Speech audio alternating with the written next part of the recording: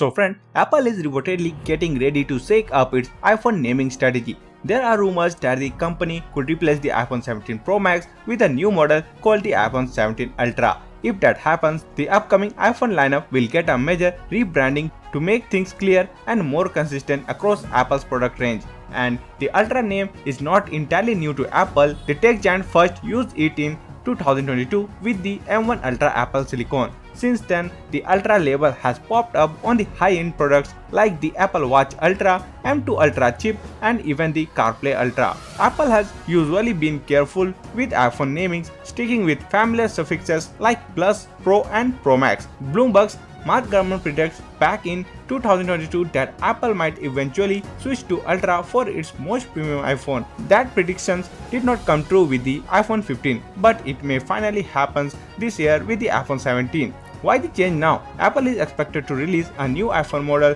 this year called the iPhone 17 Air. Since the Apple usually plays it safe with iPhone naming, this might be the ideal name to revamp the whole lineup and bringing the name style more in line with how they brand their MacBooks and iPads. At the moment, there are no solid leaks confirming the iPhone 17 Ultra, but with Apple using Ultra more often across its products, it's starting to feel like only a matter of time before the iPhone gets this same strategy. So that's for today in this video. Thank you for watching, and for more videos like this, please subscribe to the channel and press the bell icon.